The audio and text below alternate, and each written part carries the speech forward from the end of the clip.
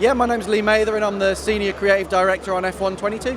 Yeah, I mean the big changes in the sport this year is something that we've obviously brought into the game. So the rule changes with the sprint weekends is something that we're mirroring, but also the rule changes for the cars, they're totally different this year, they weigh a lot more. The aero now is generated under the body of the car, which is something we've replicated through our physics, so the way they feel on track is totally different. But also we've done a lot more work on replicating a lot of the sport even more authentically. So things like the pit stops, now there's the ability to time your turn into the pit stop. There's also, with a formation lap, there's now the ability to position your car on the start grid. So as you see in real life, you see the drivers pointing at their rival or you see them trying to defend. You can do that in game.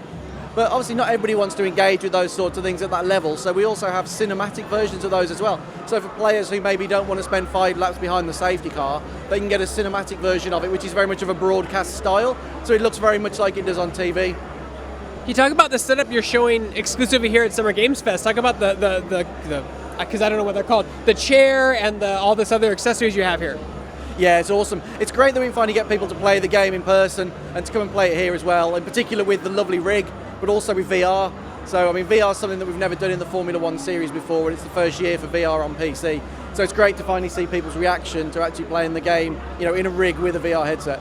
VR kind of seems, what it would have seemed at the time like a no-brainer. Why did it come to your F-Series now as opposed to last year or the year before that? It's actually quite a challenging thing to do, as you can imagine. So Formula 1, it's important that we have a very high frame rate. Racing games, it's very important you have minimum input lag, high frame rate, and that's important for Formula 1 more than most because it's such a twitch sort of feel of input. We didn't want to ever bring it to the series until we knew we could do it justice and do it properly. And we had the opportunity to partner with a team who did the same sort of work for us on the Dirt series. So we partnered with that team this year and they've been able to obviously deliver VR to the sort of level that we require. Now these are real life tracks. Like, would you say that with this rig that you have here, with the VR and all these other accessories, would this make you a better real life Formula racer? 100%.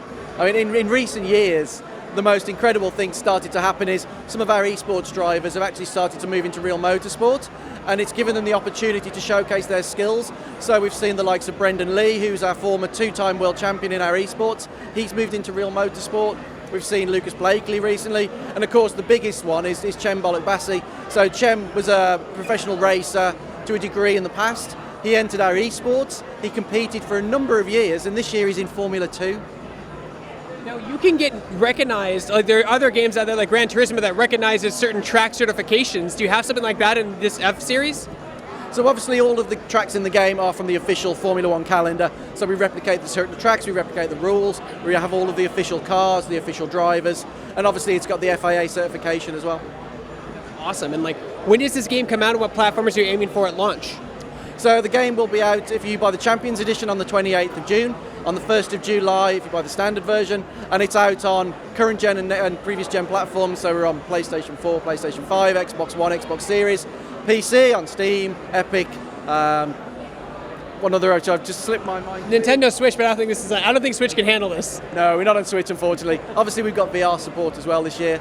Yeah, so that's what we're supporting this year. Do you have plans for supporting PSVR 2? One for the future to talk about, maybe, but not at the moment. Awesome.